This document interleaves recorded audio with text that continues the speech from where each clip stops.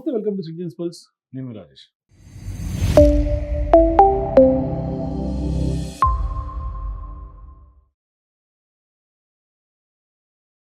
తెలంగాణలో నిరుద్యోగులతో ఖచ్చితంగా రాజకీయ పార్టీలు ఆటలాడుకుంటున్నారా అని అనిపించక మానదు. ఎందుకంటే ఇవాళ నిరుద్యోగులందరూ రోడ్లెక్కుతున్నారు. పెద్ద ఎత్తున గగ్గోలు పెడుతున్నారు. ఇచ్చినటువంటి మాట కాంగ్రెస్ పార్టీ ప్రజాపాలన ఏర్పడిన తర్వాత 2 ఏళ్ళు గడిచిపోయిన తర్వాత ఇప్పుడు ఎందుకు అమలు చేయట్లేదు అని క్వెషన్ చేస్తున్నటువంటి పరిస్థితి. అంటే వాళ్ళందరూ కూడా గలమెత్తుతూ ఉన్నారు. ఇవాళ ఏకంగా నిరుద్యోగులందరూ కూడా హైదరాబాద్‌కి కదిలి వచ్చి పెద్ద ఎత్తున ధర్నా పార్క్‌లో అక్కడ ధర్నా చౌక్ దగ్గర ధర్నాకు పిలుపునిచ్చినటువంటి పరిస్థితి. అంటే గతంలో బీఆర్ఎస్ పార్టీ మీద పెద్ద ఎత్తున ఆనాడు 10 ఏళ్ల పాటు నిరుద్యోగులను మోసం చేసింది బీఆర్ఎస్ పార్టీ. అట్లాగే నిరుద్యోగులకు ఉద్యోగాల కల్పనలో ఫెయిల్ అయింది. గ్రూప్స్ పేపర్ లీకేజీలకు సంబంధించినటువంటి అంశాలు జరిగినాయి. ఆనాడు గ్రూప్స్ పేపర్ ఏదైతే లీక్ అయిందో గ్రూప్ 1కి సంబంధించి అది ఏకంగా అప్పటి మంత్రి కేటీఆర్ గారు వాళ్ళకి సంబంధించినటువంటి పీఏలకే అంటగట్టి బట్టగాల్చి మీదేసినటువంటి పరిస్థితి. ఆనాడు కాంగ్రెస్ పార్టీలో ఉన్నటువంటి కొంతమంది పెద్దలు ఏకంగా పెద్ద ఎత్తున రాజకీయం చేశారు. అయితే సీన్ కట్ చేస్తే ఆ రోజు అయన్నీ మభ్యపెట్టి ప్రజల్ని వాళ్ళ నిరుద్యోగులను అక్కడ అశోక్ నగర్‌కి ఏకంగా రాహుల్ గాంధీ లాంటి వాళ్ళే భారత్ జోడో యాత్రకు వచ్చి స్వయంగా ఇచ్చినటువంటి మాట ఇవాళ మాట తప్పుతున్నటువంటి పరిస్థితి. అధికారంలోకి రాకముందు స్కూటీలన్నారు, 6 గ్యారంటీలు పేర్లు చెప్పారు. లేదంటే నిరుద్యోగులకు జాబ్ క్యాలెండర్ అన్నారు, మేనిఫెస్టోలో పెట్టారు. లేదు అంటే ఇంకా చాలా వరకు చెప్పారు. చేయూత అన్నారు, చేయిచ్చారు. ఎందుకంటే హస్తం పార్టీ, ఆ పార్టీ గుర్తులోనే హస్తం ఉంది. హస్తం ఇచ్చేశారు ఇవాళ. అభయహస్తం ఇవ్వబోయి హస్తం హ్యాండ్ ఇచ్చారంటారు చూసారా, అట్లా హ్యాండ్ ఇచ్చేశారు తెలంగాణ ప్రజానీకానికి. అయితే మొదట్లో 2 లక్షల ఉద్యోగాలు సంవత్సరానికి అని చెప్పినటువంటి ఇదే కాంగ్రెస్ పార్టీ ముఖ్యమంత్రి ఇప్పుడున్నటువంటి రేవంత్ రెడ్డి గారు ఇవాళ టీపీసీసీ అధ్యక్షులైనటువంటి మహేష్ కుమార్ గౌడ్ ఏం మాట్లాడుతున్నారంటే, మేము మా టర్మ్ అంతా 2 లక్షలు అన్నాం కానీ ఒకే ఏడాదిలో కాదు అని ఆయన మాట తప్పారు. యూటర్న్ తీసుకున్నారు. ఇక ఒకసారి రాహుల్ గాంధీ గారు కూడా సేమ్ ఇటువంటి వాదనే చేశారు. గతంలో ఎన్నికల ముందు భారత్ జోడో యాత్రప్పుడు పేపర్ లీకేజ్ గురించి మాట్లాడారు, ఉద్యోగ కల్పన గురించి మాట్లాడారు. ఒకసారి నిరుద్యోగులతో అసలు ఏం మాట్లాడారు అనేది కూడా చూద్దాం. ఎందుకంటే ఇప్పుడు రేవంత్ రెడ్డి గారు మేము తొలి ఏడాదిలోనే ఇస్తాము, ఏడాదికి 2 లక్షలు జాబ్ క్యాలెండర్ అని చెప్పాడు. ఒకసారి రేవంత్ రెడ్డి గారు ఏమన్నారు, మహేష్ కుమార్ గౌడ్ గారు ఏమన్నారు చూడండి ఒకసారి. 2 లక్షల ప్రభుత్వ ఉద్యోగ ఖాళీలను ఖచ్చితంగా సంవత్సరం తిరిగే లోపల ఎవరు అడ్డుపడ్డా, ఎన్ని అభ్యంతరాలు పెట్టినా, ఎన్ని ఆటంకాలు కలిగించాలనుకున్నా ఖచ్చితంగా 2 లక్షల ఖాళీలను భర్తీ చేసే బాధ్యత మా ప్రభుత్వం తీసుకుంటుందని మీ ద్వారా నిరుద్యోగ యువకులకు నేను భరోసా ఇస్తున్నా.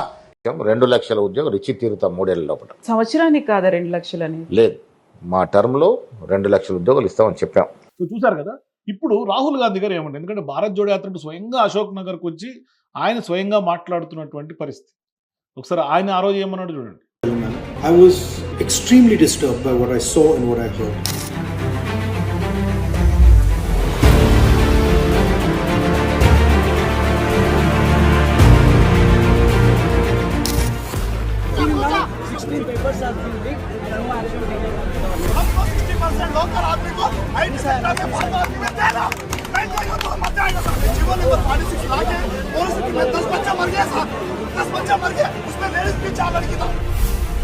Papers being leaked, KCR's relatives being involved in these type of leaks. I mean, it's completely shameful. Youngsters who've been studying, putting their own money, their parents' money, and then finding that they simply cannot get a job. 5 years ago I came here. CM assured us within 6 months you are going to get a job. Like that, postponed every. And it's something that we absolutely have to change. That's why our first step is going to be helping the students with government jobs, helping them with their education. We have released a detailed job calendar for 2 lakh government jobs in the first year of our government. We'll also revamp TPSC on the lines of UPSC, and as part of the Yuva Vikasam guarantee, we will provide Vidya Bharosa cards of up to rupees 5 lakhs as financial assistance for educational related expenses, college, university and coaching fees. That's our first step with regards to the youngsters of Telangana. And we're committed to fulfill the guarantees that I have stated. So చూసారు కదా. ఇప్పుడు రాహుల్ గాంధీ గారైనా, రేవంత్ రెడ్డి గారైనా, లేదంటే మహేష్ కుమార్ గౌడ్ గారైనా, ప్రభుత్వంలో ఉన్నటువంటి పెద్దలు ఇప్పుడు నిరుద్యోగులకి ఏం సమాధానం చెప్తారు? నిరుద్యోగులు పెద్ద ఎత్తున అంటే వీళ్ళు ప్రభుత్వం ఏర్పడిన తర్వాత పెద్ద ఎత్తున డిఎస్సికి సంబంధించినట్టు ఇచ్చారు, పత్రాలు పంచారు, పోలీసులకు సంబంధించినటువంటి పత్రాలు పంచారు, మేమే ఇస్తున్నామని చెప్పారు. ఇవన్నీ కూడా గతంలో ఇచ్చినటువంటి నోటిఫికేషన్లని ప్రజలకు చెప్పకుండా కంటిన్యూషన్ ప్రాసెస్ గవర్నమెంట్ అన్నది. కాబట్టి ఆ రోజు నోటిఫికేషన్లు వస్తే నియామక పత్రాలు వీళ్ళ ప్రభుత్వంలో వచ్చినాయి. మరి వీళ్ళు వచ్చిన తర్వాత ఎన్ని జాబ్స్ నింపారు అన్నది ఇక్కడ ప్రశ్న. ఎందుకంటే తొలి ఏడాదిలో 2 లక్షలు అన్నారు, మరి ఎన్ని నింపారు అనేది ప్రజలకు చెప్పాల్సినటువంటి అవసరం కాంగ్రెస్ పార్టీ ప్రభుత్వం మీద ఉంది. ఇవాళ ప్రజలు నిరుద్యోగులందరూ కూడా సహజంగా తెలంగాణ ఉద్యమం జరిగింది నీళ్లు నిధులు నియామకాలు. మరి నీళ్లు కోసం అదే గోస అదే కొట్లాట కొనసాగుతుంది, నిధుల విషయంలో కేంద్రంతో అదే కొట్లాట కొనసాగుతుంది. ఇప్పటిదాకా నిధులు పెద్ద ఎత్తున 8 మంది ఎంపీలు ఉన్నా కూడా పెద్దగా ఏమీ తెలంగాణకు ఒనిగూరినటువంటి పరిస్థితి ఏం లేదు, పెద్దగా లాభం పొందినటువంటి పరిస్థితి లేదు. ఇక నియామకాల విషయంలో కూడా సేమ్ అదే అన్యాయమే జరుగుతుంది. మరి నీళ్ళు నిధులు నియామకాల కోసం జరిగినటువంటి అప్పుడు ఏ అన్యాయం జరుగుతుంది, ఇప్పుడు అదే అన్యాయం. స్వరాష్ట్ర పాలకుల చేతిలో కూడా ఇవాళ తెలంగాణ నిరుద్యోగులు మోసపోతూనే ఉన్నారు, గోసపడతానే ఉన్నారు. ఒకసారి నిరుద్యోగులకు గలాన్ని ఒకసారి వినండి. ఈ గవర్నమెంట్ ఏం చెప్పిందంటే అప్పుడు ప్రతిపక్షాలు ఉన్నప్పుడు మేము సంవత్సరం 2 లక్షల ఉద్యోగాలు ఇస్తామన్నది, గ్రూప్ 2 2,000 ఉద్యోగాలు ఇస్తామన్నది, గ్రూప్ 3 3,000 అన్నది, అదేంటి కానిస్టేబుల్ భారీ నోటిఫికేషన్ అన్నది, మెగా డిఎస్సీ అన్నది.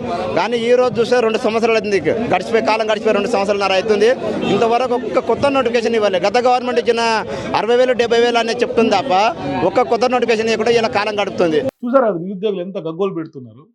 మరి ఇప్పటికైనా ప్రభుత్వం ఎందుకు మాట మార్చిందో చెప్పాల్సినటువంటి పరిస్థితి.